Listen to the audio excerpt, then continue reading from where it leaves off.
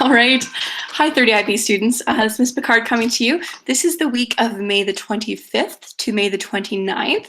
And so our last week of May, I can't believe it. I hope you've had a great weekend. I hope that those of you celebrating Eid had a chance to, in smaller groups, celebrate that holiday together. And I'm really excited for this shift into the summer and for this shift into really the wrap up for our year. Van Leeuwen and I have been talking about what we want you to have experience with, and we came to the consensus that definitely we'd like you to be able to have one more comparative piece of writing under your belt before you hit university. And so for the next 2 weeks, we're going to do some final countdown drafting of some super fantastic fiction analysis. You're going to have one last opportunity to flex your analytical muscles, to show what you know, show what you can do, how much you have learned, and upgrade your mark. And more importantly, get the, I think just the efficiency skills down for helping you in your first year university, where you have to choose topics a little more, what would we say, confident and or commitment at the beginning of the process, where you need to be able to prepare enough detail in your knowledge of text to use it efficiently in timed situations. So even though IB exams are done, you're going to hit final exams in uni in those first year university English courses where you have to come prepped with a lot of detail, ready to be efficient in a set of focus, usually a set of focus questions or a set kind of book, almost book club style oral analysis. So one or the other. Yeah, so I'm hopeful that this will help you get prepared and just keep those skills fresh and finely tuned for your next challenge and your next adventure. This little final countdown sheet is super bare minimalistic itself. So you'll see that there's that little setup, and then it says, please choose only one topic from the list. Now, if you really want extra challenge, you can talk to me about developing your own topic for this. But I have given you kind of 5 of, I think, the more interesting ones that students often encounter in paper 2s. And for this task, we do want you to use just fiction, so not anything from all over the year. I want you to make sure that you're going into using at least one of Atwood, Austen, Monroe, Carver to compare those pieces.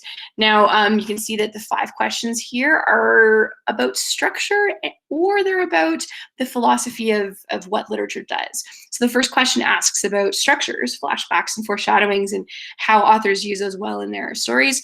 The second question asks about an author deliberately misleading their reader.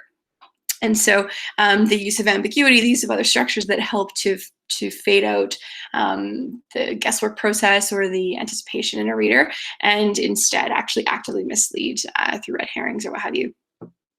Third question is more philosophically bent, with reading literature as a way of walking on the footsteps of others. So whether you see that as empathy or whether you see that as types of narrative, genres, or types of figures in literature affecting later generations of writers. You can take that question a bunch of different ways, but it's interesting to think about how our current reading of a literary text might actually have an echo effect, either back to other people or an echo effect between the character and reader, where there is a sense of walking in somebody's footsteps. Yeah, cool question. Characters who in prose fiction who are running away or escaping from something. So that idea, that impulse to escape. If you're interested in that, then question number 4 might be up your alley.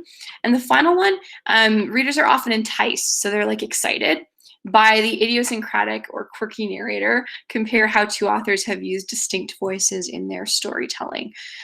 Those are the options. Choose only one. If none of those are satisfying, I am certainly on board with you creating your own question.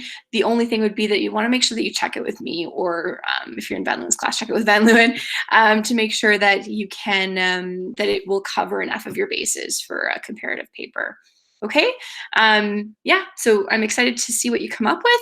There are a few tips and tricks here for writing comparative papers, just some reminders that I'll let you read through right to the end. So most of them are to do with the crafting of connection across the work itself, because that's the biggest challenge with comparative papers, right, is that the ability to connect segments together and start with the same intensity that you end with.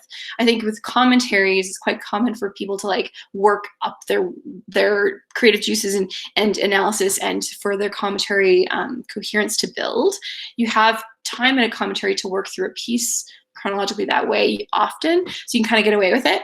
With comparative papers, because you have to give intensive analysis to both pieces, you can't really rev up the same way, which requires a different planning structure. So I'd encourage you to like think about how you're actively planning, think about the kinds of text knowledge that you're going to prep before you write this paper.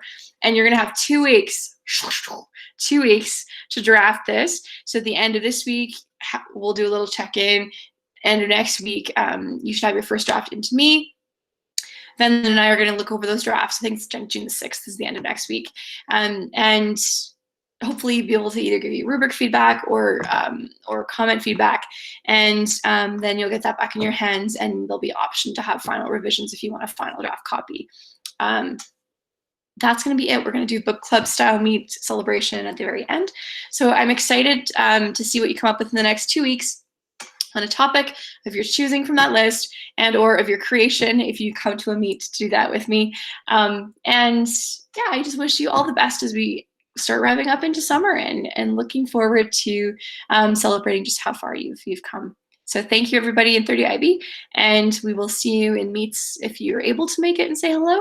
Otherwise, take care and enjoy this last writing challenge to show it, you've got this.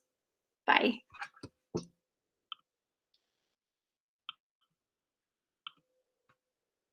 Oops, there we go.